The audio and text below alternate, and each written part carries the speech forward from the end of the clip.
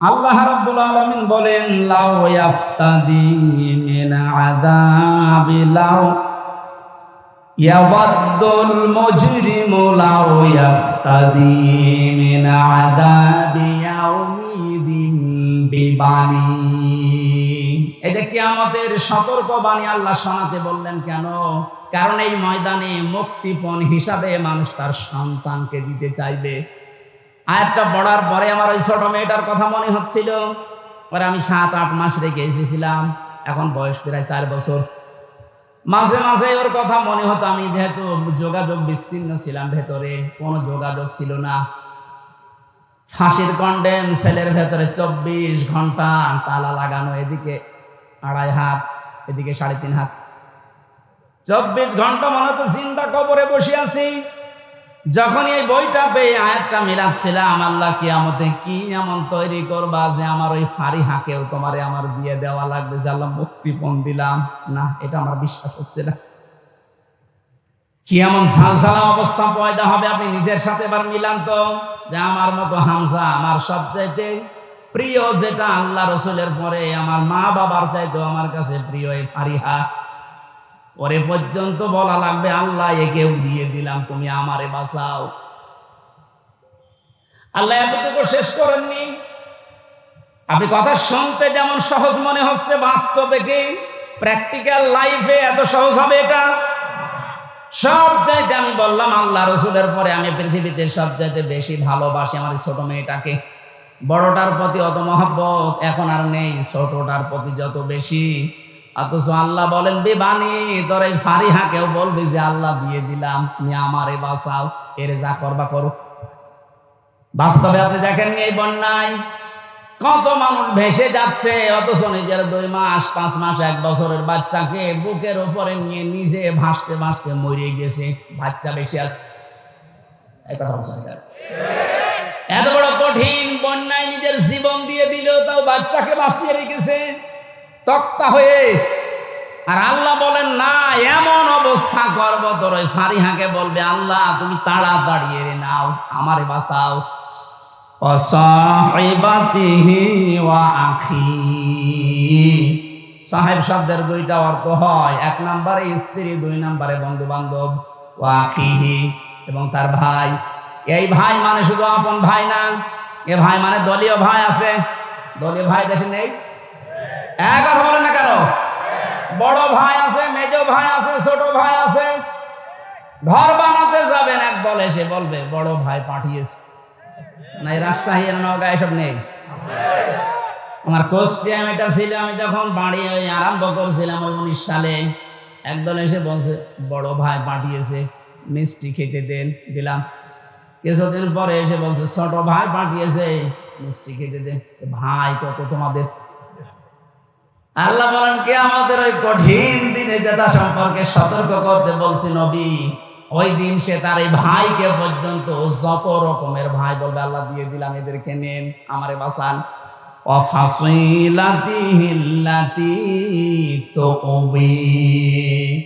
আল্লাহ ওটা দাঁড় করাতে দিয়েছে। কথা বলেন কেন? শুধু হেলিকপ্টারে উঠতে দেরি। আমি তো দেখতেও সময় ছাদের উপরে থেকে দেখছিলাম, একজন আমারে বলছে কিছুক্ষণ পরে সেনাবাহিনী বসেছে, ঘোষণা আসবে। তারপরে ওই সময় গুলি চলছিল। 14 জন আমার সামনেই মারা গেছে 5 তারিখে। 1:30টার পরেই কিছুক্ষণ পরে 2টায় উনি ভাষণ দেবে, হলো না 3টায় দেবে, হলো না 4টায় দেবে সেনাবাহিনীর প্রধান। এ পর্যন্ত আসতে আসতে আর মাত্র 1 ঘন্টা। 4টার পরে ভাষণ শুনে 5টার আগে শুনছি কুষ্টিয়ায় বাবা আর নেই। যে কয়টা বাবা যেখানে ছিল সে ছবি আকারে হোক আর পাথর দিয়ে হোক একেবারে গুড়িয়ে দিয়েছে। কোন বাবার অনুসরণ যেন না করা হয়, এই জন্য আল্লাহ কোরআনে কারিমে সতর্কবাণী দিচ্ছেন। এ সতর্ক যারা মানে নাই, কত কিছু নষ্ট করলেন। বলেন আপনার বিবেকের কাছে কি হয়েছে? এত কোটি কোটি টাকা খরচ করে আপনি এটা করলেন, স্থায়ী তো হইল না। ঘন্টা ব্যাপী সময় লাগে না, যে যেটা দিয়ে পেরেছে ভেঙেছে। অনেকে ভাঙতে না পারলে ওসব করেছে। আমি কাবা শরীফে যখন তাওয়াফ করছিলাম, ওপরে ওঠার পরে আমার পেটে হঠাৎ ব্যথা। এক পুলিশকে জিজ্ঞাসা করলাম, ভাই এতক্ষণ তো ভালোই ছিলাম, 7 চক্কর দিলাম, কিছু হইল না, এ কোন জায়গায় আসলাম, পেটে ব্যথা করছে। পুলিশ আমার বসে, হাজিরুল হজ্জা দায়না বিলা দোকান। ও হাজিরা দেশ কোথায়? যে তুমি বাংলাদেশ থেকে এসেছি। ওনার ভাষা দিয়ে আমারে বলছে, আপনি জানেন না এটা কোন জায়গা? না তো। আবু জাহেলের বাড়ি। আপনি এখনো পায়খানা না করে দাঁড়িয়ে আছেন, তাড়াতাড়ি করেন। সত্যি কথা বলছি, পায়খানা করে দেখে আমার পেটের ব্যথা ভালো হয়ে গেছে। আল্লাহ আমাকে যেন জানাতে চাচ্ছিল, হামজা ওই সময় 3.5 লাখ টাকা লাগবে 16 সালে। এত টাকা খরচ করে আসলে আরো শয়তানের মুখে পায়খানা না করে চলে যাওয়া, তাড়াতাড়ি করো। পেটের ব্যথা দিয়েছিল কে? বলে দেখান। এত দামি জায়গা কাবার পাশে, আমার মনে হয় কাবা শরীফ থেকে আবু জেহেলের বাড়ি কাছে, এরপরে নবীর বাড়ি, তাই না? কাবার পাশে যে জায়গা, তার দাম বেশি না কম? বেশি। মানে আপনি এখন 1 কাঠা কিনে দেখেন তো, এত দামি জায়গা।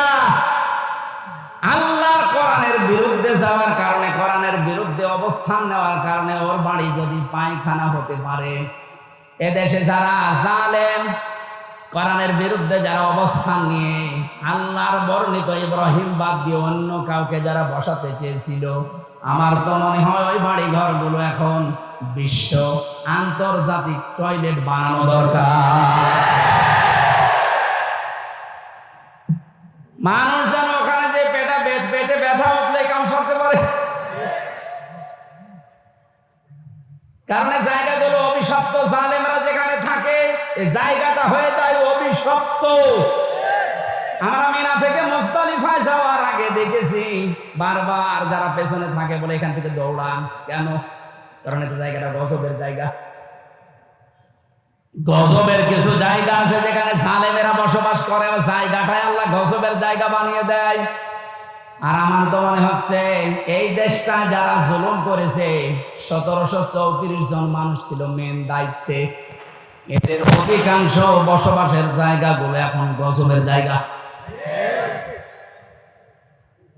আজ অনেক জালেম এখন মাঝে মাঝে কল দেয় যে, হুজুর আপনি যা বলেন এর জন্য তো আমারও ভয় লাগে, আতঙ্ক লাগে, আপনি আমার নাম বলে দেন কেন? আমি তো সেরকম কিছু করি না। কিচ্ছু করেন না। আপনি নিজেই বলতেন যে হুজুর আপনার দোষ নেই, আমি জানি।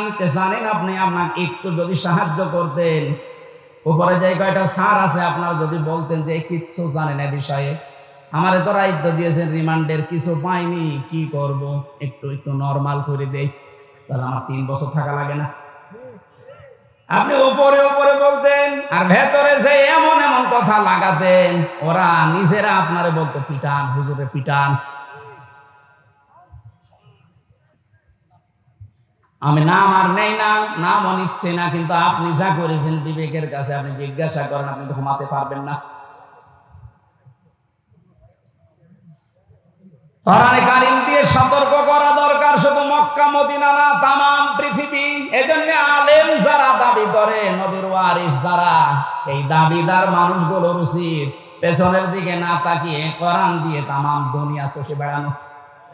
আল্লাহ ওই দায়িত্ব এখন আলেমদেরকে, এই ছোট্ট গোলাম হামজাকেও দিয়েছে। আমি যেন ইখলাসের সাথে পরিপূর্ণভাবে পালন করার চেষ্টা করতে পারি, বলেন আমিন। আল্লাহ রাব্বুল আলামিন এর পরে জানিয়েছেন, ওয়াতুনদিরা ইয়াউমাল জামঈ লা রাইবা ফীহি ফারিকুম ফিল জান্নাতি ওয়া ফারিকুম ফিস সাঈর। এখানে 2টা তথ্য আছে। এতদিন একটা ভ্রান্ত ধারণায় ছিলেন, আশা করছি এটা মিটবে, বিশেষ করে আলেমরা। আপনারা আছেন তো? অতন্দিরা ভয় দেখাও, ইয়াউমাল জামিঈ লা রাইবা ফীহি, ওই দিন সম্পর্কে ভয় দেখাও মানুষদেরকে, যেই দিনের কোনো সন্দেহ নেই। আর আমরা সবাই এখন থেকে জানছি ওই দিনের নাম কিয়ামতের দিন। কোন দিন? এমন একটা ভয়াবহ আল্লাহ পাক তৈরি করেছেন কিয়ামতের এই দিনটাকে। রব্বুল আলামিন বলেন, ওয়ালা ইয়াসালু হামীমুন হামীমা, সেই দিন বন্ধুর সামনে প্রশ্ন করবে, ইউবাসসারুনাহুম, তাদেরকে যখন দৃষ্টিগোচর করা হবে এর সামনে উঠে, এই সামনাসামনি যখন মানুষ আসবে, লাউ ইয়াফতাদি মিন আযাবি ইয়াউমিদিন বিবানি, আল্লাহর কাছে নিজের সন্তান পর্যন্ত দিয়ে বলবে, আল্লাহ এটা আমি দিয়ে দিলাম, আমারই মুক্তি দাও, এইটা মুক্তিপণ। এটা কি? জেলখানায় থাকাকালীন এই সাবজেক্টটা আমাকে পড়িয়েছিল এটিএম আজহার সাহেব, উনি এখনো ভেতরে আছে। আমার একবার ডাক দিয়ে বলছে, হামজা তুমি তো বিভিন্ন বই পড়ো, বাইরে তো যাবা চলে, এক কাজ করো, প্রোডাক্টিভ মুসলিম আমার কাছে আছে, এই জেলার আর সোপার হিন্দু, ও আসলেই বই কেড়ে নিয়ে চলে যায়। তোমার দ্বারা যেহেতু প্রচার হবে জাতির ভেতরে, বইটা নিয়ে যাও, এই যে এই চ্যাপ্টার গুলো পড়ে মানুষকে শোনাবা, তার ভেতরে মুক্তিপণ এটা ছিল। ওটা যখন পড়ছিলাম আমার মনে হচ্ছে কিয়ামত আমার সামনে আল্লাহ তুলে ধরেছে। আমি দেখে দেখে বলছি, কোরআনে কারীম আল্লাহ রাব্বুল আলামিন বলেন, লাউ ইয়াফতাদি মিন আযাবি লাউ ইয়াওয়াদ্দুল মুজরিমু লাউ ইয়াফতাদি মিন আযাবি ইয়াউমিদিন বিবানি। এটা কিয়ামতের সতর্কবাণী আল্লাহ শোনাতে বললেন। কেন? কারণ এই ময়দানে মুক্তিপণ হিসাবে মানুষ তার সন্তানকে দিতে চাইবে। আয়াতটা পড়ার পরে আমার ওই ছোট মেয়েটার কথা মনে হচ্ছিল, পরে আমি 7-8 মাস রেখে এসেছিলাম, এখন বয়স প্রায় 4 বছর। মাঝে মাঝে ওর কথা মনে হতো, আমি যেহেতু যোগাযোগ বিচ্ছিন্ন ছিলাম, ভেতরে কোনো যোগাযোগ ছিল না। ফাঁসির কন্ডেম সেলের ভেতরে 24 ঘন্টা তালা লাগানো, এদিকে 2.5 হাত, এদিকে 3.5 হাত, 24 ঘন্টা মনে হতো জিন্দা কবরে বসে আছি। যখন এই বইটা পেয়ে আয়াতটা মিলাচ্ছিলাম, আল্লাহ কিয়ামতে কি এমন তৈরি করবা যে আমার ওই ফারিহাকেও তোমারে আমার দিয়ে দেওয়া লাগবে, যে আল্লাহ মুক্তিপণ দিলাম, না এটা আমার বিশ্বাস হচ্ছে না। কি এমন ঝালঝালা অবস্থা পয়দা হবে, আপনি নিজের সাথে এবার মিলান তো, যে আমার মতো হামজা, আমার সবচাইতে প্রিয় যেটা আল্লাহ রসুলের পরে আমার মা বাবার চাইতো আমার কাছে প্রিয় এই ফারিহা, ওরে পর্যন্ত বলা লাগবে আল্লাহ একেও দিয়ে দিলাম, তুমি আমারে বাঁচাও। আল্লাহ এতটুকু শেষ করেননি। আপনি কথা শুনতে যেমন সহজ মনে হচ্ছে, বাস্তবে কি প্র্যাকটিক্যাল লাইফে এত সহজ হবে এটা? সব চাইতে আমি বললাম আল্লাহ রসুলের পরে আমি পৃথিবীতে সব চাইতে বেশি ভালোবাসি আমার ছোট মেয়েটাকে। বড়টার প্রতি অত মহব্বত এখন আর নেই, ছোটটার প্রতি যত বেশি। অথচ আল্লাহ বলেন, বিবানি তোর এই ফারিহাকেও বলবি যে আল্লাহ দিয়ে দিলাম, তুমি আমারে বাঁচাও, এর যা করবা করো। বাস্তবে আপনি দেখেননি এই বন্যায় কত মানুষ ভেসে যাচ্ছে, অথচ নিজের 2 মাস 5 মাস 1 বছরের বাচ্চাকে বুকের উপরে নিয়ে নিজে ভাসতে ভাসতে মরে গেছে, বাচ্চা বেশি আছে। এত বড় কঠিন বন্যায় নিজের জীবন দিয়ে দিল, তাও বাচ্চাকে বাঁচিয়ে রেখেছে তক্তা হয়ে। আর আল্লাহ বলেন, না এমন অবস্থা করব তোর ওই ফারিহাকে বলবে আল্লাহ তুমি তাড়াতাড়ি এরে নাও, আমারে বাঁচাও। অসাহিবাতিহি ওয়া আখি, সাহেব শব্দের 2টা অর্থ হয়, 1 নম্বরে স্ত্রী, 2 নম্বরে বন্ধু বান্ধব। ওয়া আখিহি, এবং তার ভাই। এই ভাই মানে শুধু আপন ভাই না, এ ভাই মানে দলীয় ভাই আছে। দলীয় ভাই দেশে নেই? কথা বলেন না কেন? বড় ভাই আছে, মেজ ভাই আছে, ছোট ভাই আছে। ঘর বানাতে যাবেন, এক দল এসে বলবে বড় ভাই পাঠিয়েছে। না, এই রাজশাহী নওগাঁ এসব নেই? আমার কোস্টিয়াম এটা ছিল, আমি যখন বাড়ি আরম্ভ করছিলাম 19 সালে, একদল এসে বলছে বড় ভাই পাঠিয়েছে, মিষ্টি খেতে দেন, দিলাম। কিছুদিন পরে এসে বলছে ছোট ভাই পাঠিয়েছে, মিষ্টি খেতে দেন। ভাই কত তোমাদের? আল্লাহ বলেন, কে আমাদের ওই কঠিন দিনে যেটা সম্পর্কে সতর্ক করতে বলছি নবী, ওই দিন সে তার এই ভাইকে পর্যন্ত যত রকমের ভাই বলবে আল্লাহ দিয়ে দিলাম, এদেরকে নেন, আমারে বাঁচান।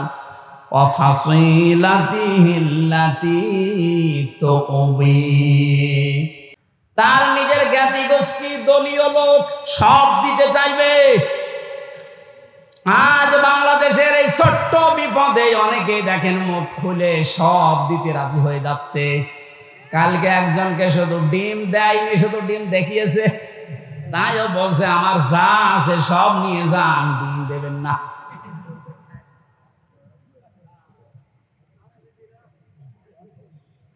বাংলার মুসলমানেরা এত কিছু শুরুই করেনি, আপনি এতটুকুতে উল্টা পাল্টা মন্তব্য করছেন, এতটুকুতে আপনার মায়া উতলিয়ে পড়ে। ব্যারিস্টার আরমানের স্ত্রীর কাছে আপনি দাঁড়ান তো, কি জবাব দিতে পারেন দেখি? পারবেন? পারবেন না। আর সুশীল সমাজের নামে আপনি এত বড় বড় কথা, এত সুন্দর কথা বের হচ্ছে মুখে। যেদিন আমার মাথায় দড়ি দিয়ে, পায়ে ডান্ডা বেড়ি লাগিয়ে, হাতের ভেতরে হ্যান্ডকাপ দিয়ে, কালো কাপড় দিয়ে চোখ বেঁধে টেনে নিয়ে যাচ্ছিল গরুর মতো, কোথায় ছিলেন আপনি সেদিন? ভণ্ডামি করা জায়গা পান না। মানবতার প্রকাশ্য শত্রু যেই কয়েকজন এখন উল্টা পাল্টা কাজের কারণে জনগণের রসানলে পড়ছে, আপনি কি মনে করছেন এগুলো আল্লাহর ওলি? এই ইনুর দ্বারা, এই মেননের দ্বারা, কালামানিকের দ্বারা, বিশেষ করে শিক্ষা ব্যবস্থা ধ্বংসের পেছনে এই দীপমণি এবং এই নভেলের দ্বারা যত ক্ষতি হয়েছে, এ জাতি কোনোদিনও ক্ষতি পোষাতে পারবে না। আপনি দেখেছিলেন কত নিচে নেমেছে শিক্ষা ব্যবস্থা, একেবারে নিচে নেমে গেছে এই মুসলমানের দেশ, ৯৬% মুসলমান আমরা, অথচ ইসলাম ধর্ম পড়াচ্ছে দেখেন একজন হিন্দু। কোথায় নেমেছেন আপনি?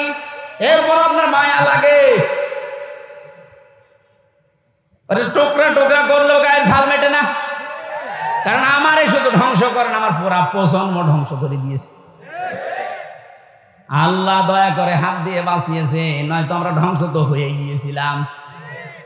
৯৬% মুসলমানের শেষে যদি একটা হিন্দু ইসলাম ধর্ম বই পড়ায়, তো কোথায় আছে আপনি শিক্ষা ব্যবস্থা বলেন?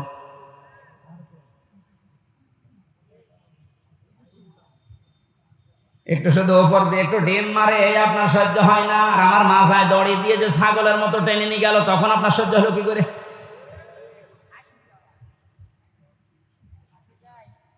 রব্বুল আলামিন বলেন, এই যে যত জ্ঞাতি গোষ্ঠী ছিল, দলের লোক ছিল, এ সব কিছুকে বলবে আল্লাহ দিয়ে দিলাম, নেন, আমারে আপনি মুক্তি দেন। আল্লাহ বলেন এতটুকুই শেষ করেনি, ওমান ফিল আরদি জামিআ, ওর দুনিয়ায় যত সম্পদ ছিল সব দিতে চাই। এরপরও বলবে আল্লাহ তুমি আমাকে বাঁচাও, বাঁচাও, বাঁচাও, এই আওয়াজটা হবে। তাফসিরে ৩ বার আওয়াজ দেওয়ার পরে আল্লাহ বলেন কাল্লা, কখনো না, ইন্নাহা লাযা, ও নওগাঁবাসী, শুধু ওয়াজ শোনার জন্য শুনছেন, আমি বলার জন্য বলছি তা না, এটা মিলান। এতগুলো কথা বলতে বলতে আল্লাহ কেমন কঠিন ধমক দিলেন দেখেন। ও তার নিজের সন্তান, স্ত্রী, বন্ধু বান্ধব, ভাই, দলের লোক, গোষ্ঠীর লোক, দুনিয়ার সব সম্পদ দিতে রাজি আছে, যে শুধু মুক্তিপণ হিসাবে দিলাম, আমাকে মুক্তি দেন। আল্লাহ ধমক দিয়ে বলবেন কাল্লা, কখনোই না, ইন্নাহা লাযা, তোকে আমি লাজাই দেব। এখানে একটা শিক্ষা পাবেন, শুনতেছেন? শিক্ষাটা কি? ইন্নাহা লাযা, তোকে আমি লাজাই দেব। লাজা কি? জাহান্নামের একটা দরজার নাম, যে 7টা দরজা আল্লাহ বানিয়েছেন জাহান্নামের, হুতামা, হাবিয়া, জাহিম, জাহান্নাম, সাকার। এই যে লাজা, এটা একটা ভয়ঙ্কর দরজা। আল্লাহ বলেন নাজ্জাআতাল লিশ-শাবা, এ দরজা দিয়ে প্রবেশ করার সঙ্গে সঙ্গে মানুষের চামড়া খসে পড়ে যাবে।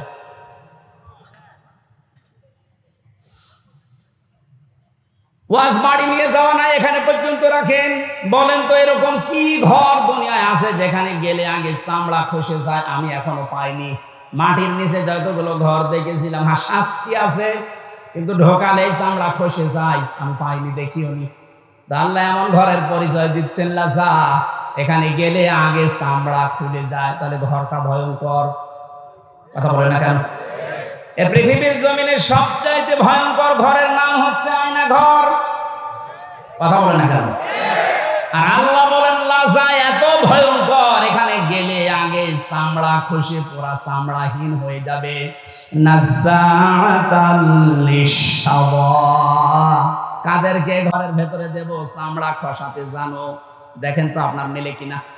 তাদউ মান আদবারা ওয়া তাওয়াল্লা, এই ঘরের দরজা নাম ধরে ধরে তাদেরকে শুধু ডাকতে থাকবে যারা ইসলামের কথা শোনার পরে, সঠিক কথাগুলো শোনার পরে মুখ ফিরিয়ে নিত, এবার টান করে অহংকার করে চলে যেত। আমার মনে হয় বাংলাদেশে এখন এই চরিত্রের মানুষ আছে। চোখে আঙ্গুল দিয়ে দেখিয়ে দে যে এটা সঠিক পথ, কোরআনের পথ। আল্লাহর নাম নিয়ে বলা হয়, রসুলের হাদিস দিয়ে বলা হয়, এরপরও এবার টান করে মুখ ফিরিয়ে অহংকার করে চলে যাচ্ছেন। এর পরবর্তী তো আরো খারাপ কথা দিয়েছেন আল্লাহ,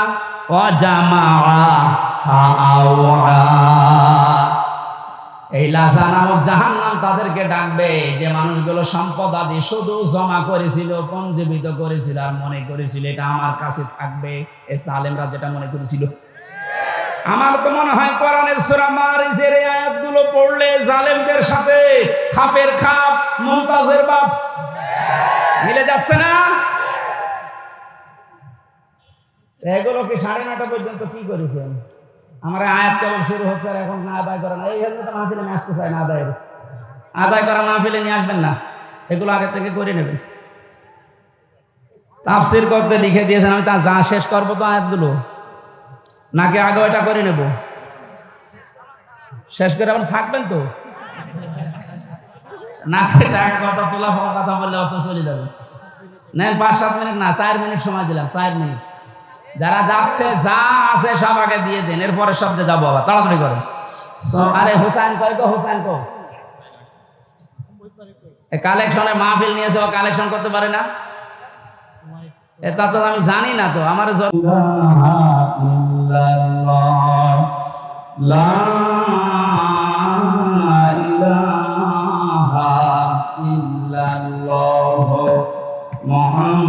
মুহাম্মাদুর রাসূলুল্লাহ। রেখো মনেতে ভয় বান্দা খোদার, দূর হয়ে যাবে বাধা সব।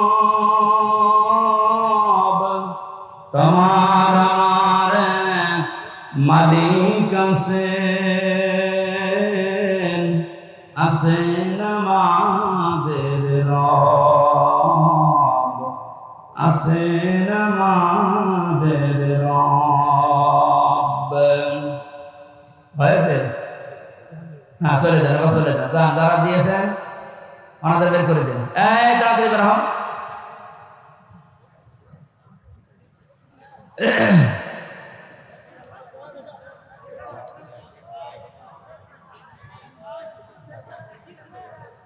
আল্লাহুম্মা সাল্লি আলা মুহাম্মাদ ওয়া আলিহি ওয়া আসহাবিহি ওয়া বারিক ওয়া সাল্লিম। বসেন বসেন, তাড়াতাড়ি বসেন। আল্লাহুম্মা সাল্লি আলা মুহাম্মাদ ওয়া আলিহি ওয়া আসহাবিহি ওয়া বারিক ওয়া সাল্লিম। আল্লাহুম্মা সাল্লি আলা মুহাম্মাদ ওয়া আলিহি ওয়া আসহাবিহি ওয়া বারিক ওয়া সাল্লিম। আমার ভাইরা, আমরা কিয়ামতের এই দেশের দিনের কথা সতর্ক করছে আল্লাহর কোরআন দিয়ে। এখন এই সতর্ক করতে গিয়ে যে মানুষগুলোর কলিজায় লেগেছে শত্রুতা করবে আমি জানি। কোরআনের কথা বলার কারণেই তো গতকাল একজনের উপরে হামলা হয়েছে রাজশাহীতে, সাপাহার। কোন অপরাধে আপনি তার জীবনটা এভাবে নষ্ট করে দিলেন? সতর্ক করছি এই কারণে, ওয়ামা সাবাকুম মিন মুসিবাতিন ফাবিইযনিল্লাহ। আমরা যারা কোরআন দিয়ে সতর্ক করি, কোরআনের পথে মানুষকে ডাকি, কসম আল্লাহর, এই সূরা তাগাবুনের 11 নম্বর আয়াত আমরা 100 ভাগ বিশ্বাস করি। কান খাড়া করে শোনেন, এই পৃথিবীর জালেম এবং মুনাফিকেরা আপনারা যত ষড়যন্ত্র করেন, আমরা বিশ্বাস করে নিয়েছি যে মুসিবত, যে বিপদ আপদ, এগুলো সব আল্লাহ আগেই লিখে রেখেছেন, এই কারণে আসতেছে। যেহেতু দুনিয়া আমাদের শেষ না, আমাদের আরেকটা টার্গেট আছে, আখিরাত। কি বললাম? ইয়াউমা ইয়াজমাউকুম লিয়াউমিল জামঈ যালিকা ইয়াউমুত তাগাবুন। আল্লাহ পাক বলেন এরপরে যে জগৎ শুরু হবে কিয়ামতের, এই জগতে আসল হার জিত আরম্ভ হবে। সুতরাং আমরা ওই হার জিত চাই যেখানে সফল হলে আসল সফলতা, যেখানে বিফল হলে আসল বিফলতা। এজন্য আমরা সফল হওয়ার জন্য এই পথে এসেছি। সতর্ক করছি কোরআন দিয়ে, আপনি যদি উল্টাপাল্টা ধারণা আমার প্রতি রাখেন যে এর ক্ষতি করব, আমি বিশ্বাস করে নিয়েছি এইটাও লেখা ছিল। কথা বলেন না কেন? কোরআনে কারিমে সূরা হাদীদের ভেতরে আছে, আল্লাহ রাব্বুল আলামিন বলেন, মা আসাবা মিন মুসিবাতিন ফিল আরদি ওয়ালা ফি আনফুসিকুম ইল্লা ফি কিতাবিম মিন ক্বাবলি আন নাবরাহা ইন্না যালিকা আলাল্লাহি ইয়াসির। এই ভালো করে মিলাবেন। আমি যখনই কোরআন পড়ি আয়াতের ব্যাখ্যা যায় তখন দেখি আমার মনে হয় ১৫০০ বছর আগে না, এই মাত্র বাংলাদেশ দেখি আল্লাহ আয়াতটা নাযিল করল। আপনি মিলান তো দেখি, মা আসাবাকুম মিন মুসিবাতিন ফিল আরদি, যে সমস্ত মুসিবত, বিপদ আপদ, আনন্দের বিষয় যাই বলেন দুনিয়াতে আসে, তোমাদের উপরে আসে, এগুলো সব আমি আগে থেকে আমার কিতাবে লিপিবদ্ধ করে রেখেছি। আর এটা আমি আল্লাহর জন্য একেবারেই সহজ। এই জন্য মুমিনদের জীবনে যদি বিপদ আসে, যদি ধৈর্য ধারণ করতে পারে, আখিরাতে তার পুঁজি তৈরি হয়। আর ধৈর্যের কারণে তার জীবনের অপরাধগুলো আল্লাহ মাফ করে দেয়।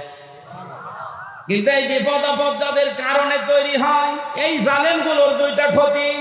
এক নাম্বার, ওদের দুনিয়ার জীবনে ধ্বংস ছাড়া আর কিছু নেই। কারণ জালেমদের জন্য আমি ওই দিন বলেছিলাম যে বরদোয়া, জালেমদের জন্য মামলা আদায়ের করবে সরাসরি আল্লাহ। এ বাংলাদেশে চলো জালেম ছিলেন, আপনি নিজে তো জানেন যে আপনি জালেম কিনা। আপনি জালেম যারা ছিল তারা আল্লাহর মামলার আসামি। আল্লাহর মামলার আসামিদের দুনিয়া আখিরাত তো শেষই। কথা বলেন না কেন? এই জন্য আমরা যারা বিপদে পড়ি আমাদের কোনো আফসোস নেই, জানি এগুলো কিতাবে লেখা আছে, হবে এটা। দুইটা উপকার আমাদের জন্য। আমরা যদি কোনো নিয়ামত পাই একেবারে আনন্দে আত্মহারা হয়ে উল্টা পাল্টা কাজে আমরা জড়িয়ে পড়ি না। আজ দুনিয়াদার যারা দেখতে পেলাম এই 5 তারিখ থেকে 31 তারিখ পর্যন্ত, আখিরাতের টার্গেট যাদের নেই, কিতাবে যাদের বিশ্বাস নেই, এই মানুষগুলো 5 তারিখ থেকে 31 তারিখ পর্যন্ত বিজয় একটা পাওয়ার পরই তারা লুটপাট আরম্ভ করে দিয়েছে। তাদের পূর্বের চরিত্র আবার মনে হচ্ছে ফিরে এসেছে। কোরআনে কারীম জানাচ্ছে, লিকাইলা তাসাউ আলা মা ফাতাকুম ওয়ালা তাফরাহু বিমা আতাকুম আল্লাহু লা ইউহিব্বু কুল্লা মুখতালিন ফাখুর। আমি তোমাদের উপরে বিপদ দেই এই কারণে, আনন্দ দেই এই কারণে যে বেশি নিয়ামত পাওয়ার পরে আবার এরকম মনে করবা না যে যা আর দুনিয়ার চিন্তা নেই, যা পাবো তাই খাবো না। আবার বিপদে পড়লে হায় হতাশ করবা না। বেশি আনন্দিত হওয়া যাবে না, আবার দুঃখে মন ভারাক্রান্ত করে থাকা যাবে না। মুমিন যারা তাদেরকে কোনোদিন হতাশা পেড়ে বসে না। মুমিন যারা, যাদের ভেতরে আল্লাহর পরকালের বিশ্বাস আছে, ওরা সব সময় এক। এর বাস্তবতা আপনি এখন লক্ষ্য করছেন আমিরে জামাতের কথায়, তার অ্যাক্টিভিটিস আপনি দেখতে পাচ্ছেন না। লোকটা বিপদও যেরকম ছিল, এই আনন্দও সেরকমই আছে। 5 থেকে 31 তারিখ পর্যন্ত এই 25 দিনের ভেতরে তার মুখে একবারও শুনেছেন যে এত অত্যাচারিত হয়েছে, এবং ঠিক ওই রকম করে আপনারা শুরু করেন বলেছে একবার? আপনি তো তার মতো অত বিপদে পড়েননি। সে জেলে আছে, শুধু জেলে না, এরপরেও তার ছেলে জেলখানায়, তার স্ত্রী অসুস্থ, তার অনুসারী অরকম, তার সহযাত্রী সহযোদ্ধা যারা সব পালিয়ে পালিয়ে আছে, অধিকাংশ গুলো যে মানুষগুলো আছে জেলখানায়, এরপরও মানুষের ভেতরে দেখলাম কোনো টেনশন নেই, চিন্তা নেই। আল্লাহ রাব্বুল আলামিন জানিয়েছেন, হে নবী, এই মানুষগুলোকে বসেন, এক জায়গায় বসেন।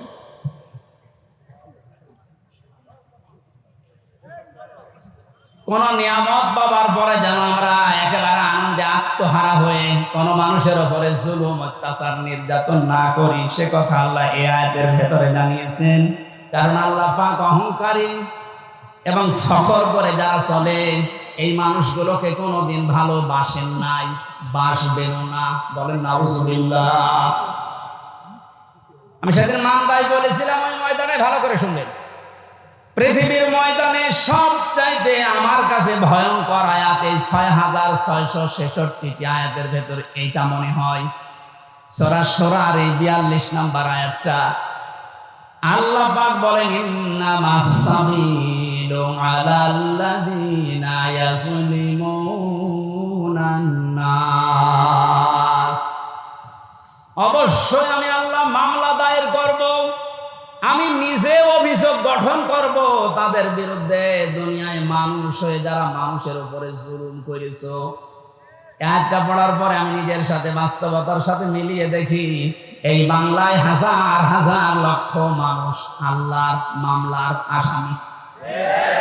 ভাই, আমরা নিজেদের নফসের উপরে জুলুম করছি, পরিবারের উপরে জুলুম করছি, প্রতিবেশীর উপরে জুলুম করছি, রাষ্ট্রের উপরে জুলুম করছি, জনগণের উপরে জুলুম করছি। যে কোনো দিক থেকে আমি জালেমের কাতারে পড়ে যাচ্ছি। আর জালেম যে, তার বিরুদ্ধে মামলা দেবে ওসি সাহেব কে? আপনি বলেন তো, কত বড় শক্ত কথা এটা। আল্লাহর মামলার আসামি আপনি। পুলিশের কাছে বাধা দেন, পুলিশ বাদী কেস হবে। রাষ্ট্রের কাজে বাধা দেন, রাষ্ট্র বিরোধী মামলা হবে। আর যারা জালেম তারা আল্লাহ বিরোধী মামলার আসামি। আজকে যেহেতু বিশ্বাস করি 100 ভাগ, এই জন্য ভয়ে থাকি, না জানি আমি আবার নিজে আল্লাহর মামলার আসামি হয়ে যাচ্ছি না তো। কারণ নফসের উপরে তো জুলুম হয়ে যায় মাঝে মাঝে। এটা না হলে পরিবারের উপরে হয়, এটা না হলে জনগণের উপরে হয়। যে কোনো সাইডে আমি যেন কোনো জুলুমের সাথে সংমিশ্রণ করে না ফেলি, এটা আল্লাহর কাছে সবচাইতে বড় ঘৃণার বিষয়। দুনিয়ায় যত কিছু আল্লাহ ঘৃণা করেন তার ভিতরে 1 নম্বরে জুলুমটা। এত কঠিন ভয়ঙ্কর কথা আয়াতের ব্যাখ্যায় হাদিস এসেছে, আয-যুলুমু যুলুমাতুন ইয়াউমাল কিয়ামা। কিয়ামতে জুলুম এত অন্ধকার হয়ে মানুষকে ঘিরে রাখবে, নিজের চামড়া পর্যন্ত দেখতে পাবে না। আমার তো মনে হয় আমাদের অনেকের জীবনে এরকম অবস্থা আসতেছে। এখন আমরা সতর্ক হব, জীবন চলে যাক, আমার দ্বারা কেউ যেন জুলুমের শিকার না হয়। আজ নিয়ামত পেয়ে অনেকে এখন 5 তারিখ থেকে 31 তারিখ পর্যন্ত জরিপ বের হচ্ছে, কত মানুষ লুটপাট আরম্ভ করেছে একেবারে নিজের বাবার সম্পত্তি মনে করে। জালেম যারা তারা অবৈধ ইনকাম করেছে, তার হিসাব তার দেওয়া লাগবে আল্লাহর কাছে। আপনি নিজে জুলুম করে তার সম্পদগুলো উল্টাপাল্টা তছনছ করে নিজেও আল্লাহর মামলার আসামি হয়ে যাচ্ছেন। আপনি থামেন। আপনাকে আমি থামার জন্য বলছি, নিজের জীবন আখেরাত, দুনিয়া আখেরাত ধ্বংস করে দেবেন না। রব্বুল আলামিন বলেন, 2 নম্বরে আমি তাদের বিরুদ্ধে মামলা দায়ের করব, কেস করব, অভিযোগ গঠন করব।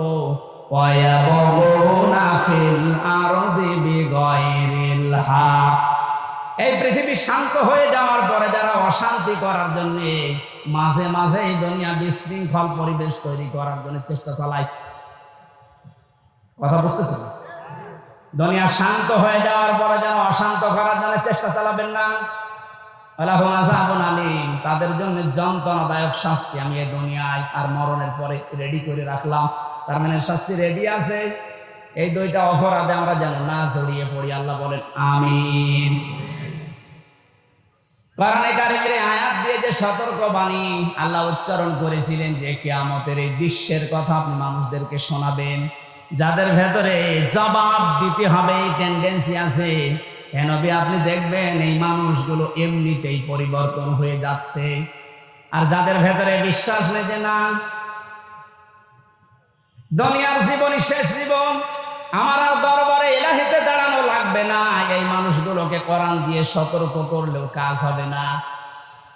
ফাযাক্কির বিল কুরআনি মান ইয়াখাফু ওয়াঈদ। So admonition or by the Holy Quran, him who frays my threat. আল্লাহ বলেন নবী আপনি কোরআন দিয়ে তো এই মানুষগুলোকে সতর্ক করতে পারেন, তারা আপনার বাণী শোনার পরে সতর্ক হবে, ভীত সন্তুষ্ট হয়ে যাবে, যারা আল্লাহর ধমকের ভয় করে। কার ধমক? বলেন বলেন।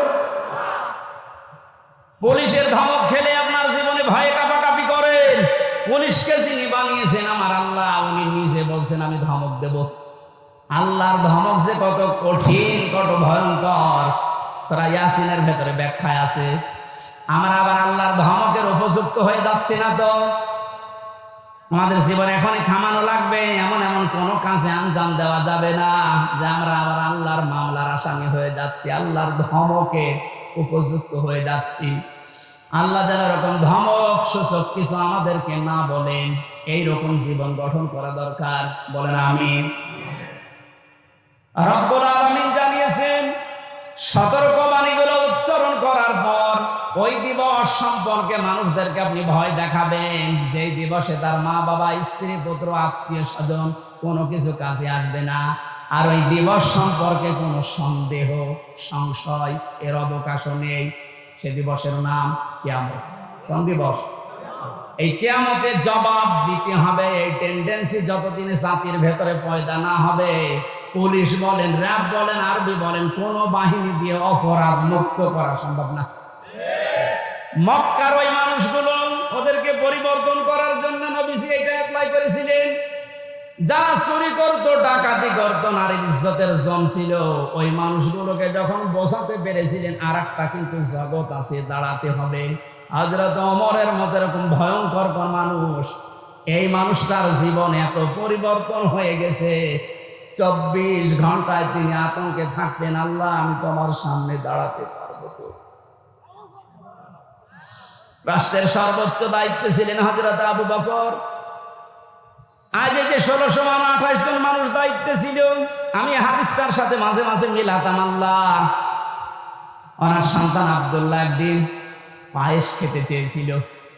স্ত্রী ডাক দিয়ে বলছেন, স্বামী আপনি তো দেশের দায়িত্বে আছেন, যে টাকা পয়সা নিয়ে আসেন এর দ্বারা আজকে পায়েস তৈরি করা সম্ভব না। আপনি এক কাজ করেন, বাইতুল মালে যিনি আছেন অর্থমন্ত্রীর দায়িত্বে, তারে বলেন আগামী মাসের বেতনটা যেন আমাদেরকে দিয়ে দেয়। উনি বলেন ঠিক আছে দেখি। অর্থমন্ত্রীর কাছে বাইতুল মালে যিনি খাজানচিতে আছে বললেন আগামী মাসের যে বেতন পায়, মনে করেন 1200 দিরহাম, আমার আপনি দিয়ে দেন, আগামী মাসে আমার দেওয়া লাগবে না। অর্থমন্ত্রী ওইরকম ছিলেন, ডাক দিয়ে বলে প্রধানমন্ত্রী আপনি যে আগামী 1 মাস বাঁচবেন এটা একটা লিখিত দেন। আমাদের দেশে যারা দায়িত্ব ছিল, এটা কি যিনি দায়িত্ব ছিল প্রধান, তাকে বলার ক্ষমতা ছিল? এইরকম বলার ক্ষমতা যখন তৈরি হবে তখন সবাই আমরা এক হয়ে যাব। ওই রকম একটা দেশ চাই যে সবাই থাকবে জবাবদিহির ভেতরে। মানে যাই বলেছে অর্থমন্ত্রী যে আপনি 1 মাসের বেতন নিতে চান অগ্রিম, লিখে দেন যে আপনি 1 মাস বাঁচবেন, তারপরে বেতন দেবো। মানে বলছে ঠিক আছে, বেতন লাগবে না। স্ত্রীর কাছে গিয়ে বলছে, স্ত্রী হবে না, আমার এই শর্ত দিয়েছে, আমার তো কোনো গ্যারান্টি নাই। স্ত্রী আর কথা জবাব দিতে পারে না। 15 দিন পর পায়েস রান্না করে দুপুর বেলা দিয়েছে, মানে খাওয়া বন্ধ করে দিলেন। ডাক দিয়ে বলেন স্ত্রী দাঁড়াও, আমি তো আগাম বেতন নিয়ে আসি নাই, যা প্রতি মাসে মাসে দেয় ওইটাই দিয়েছি, কোথায় পেলে? স্ত্রী উম্মে রোমানা ডাক দিয়ে বলে স্বামী আমার, আপনাকে আমি বলেছিলাম আপনি পারেন নাই, কিন্তু আপনার উপর আমার কোনো রাগ নেই। যেই টাকা আপনি আমাকে হাত খরচের জন্য দেন প্রতি মাসে মাসে, ওখান থেকে আমি 1 মুঠা করে চাল, আটা যাই বলেন তুলে রাখতাম। 15 দিনে প্রায় 2 কেজি হয়ে গেছে।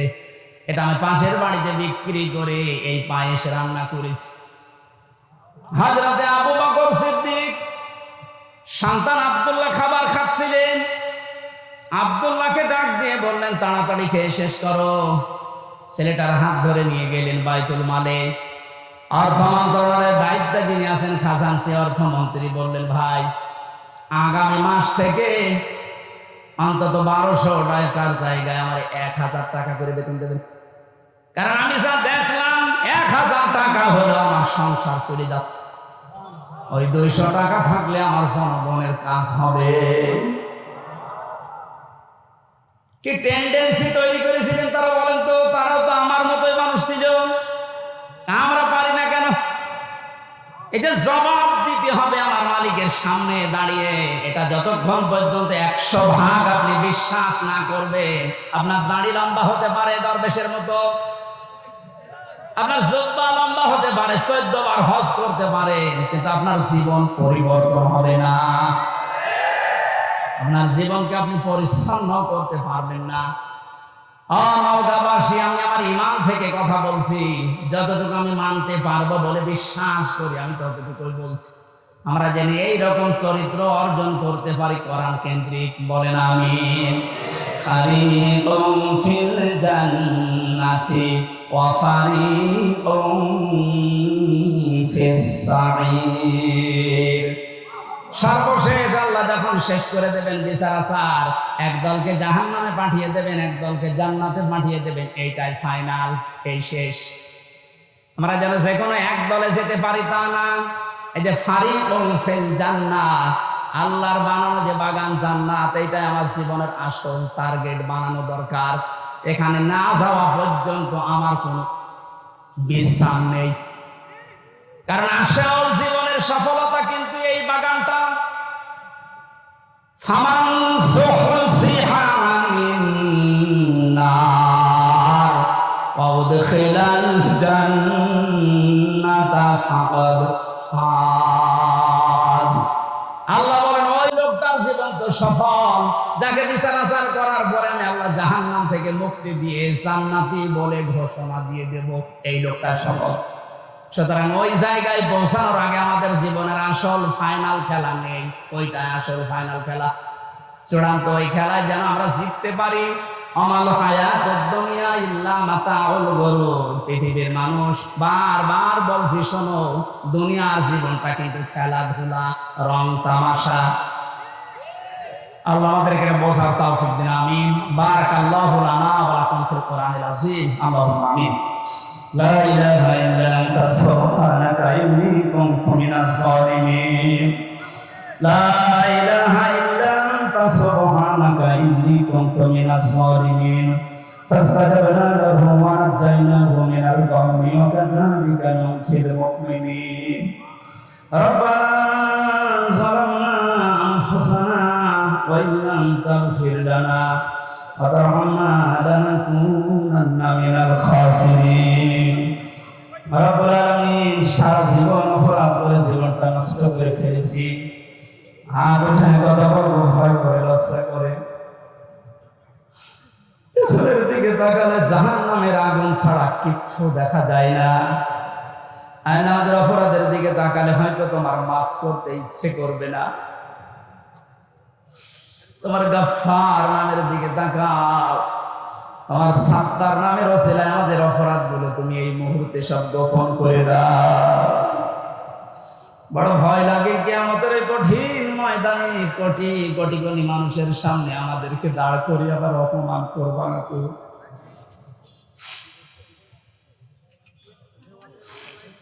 মাথা নিচু করেন, চোখ বন্ধ করেন।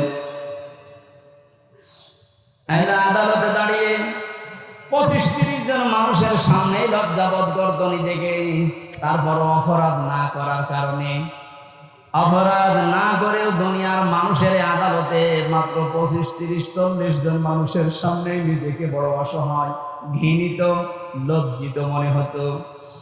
কিয়ামত 100 ভাগ আমরা বিশ্বাস করি দাঁড়াতে হবে তোমার সামনে, কোটি কোটি মানুষের সামনে। আমাদের অপরাধের ফেরেশতি তুলে ধরে দেন, অপমান করো না। আমার সাত্তার নামের খাতিরে আল্লাহ সবার অপরাধগুলো তুমি গোপন করে দাও। এ মাহফিলের আয়োজন করতে গিয়ে যারা শ্রম দিয়েছে, এদের শ্রমগুলো কোরআনের ইজ্জতে মঞ্জুর করো। আল্লাহ তাআলা মা বোনদেরকে মঞ্জুর করো, তাদের রোগ শোক থেকে বাঁচাও। আল্লাহ তাআলা কিছু দুষ্ট মানুষের জন্য আজ প্রশাসনের বিশেষ করে পুলিশ ভাইদের উপরে অনেক মানুষের রাগ এখনো যায়নি, যে দুষ্ট মানুষগুলোর কারণে এই মানুষগুলোর উপরে এখনো মানুষের ধারণা খারাপ হয়ে আছে। দুষ্ট মানুষদেরকে তুমি শাস্তিতে নিয়ে যাও। বাংলার প্রশাসন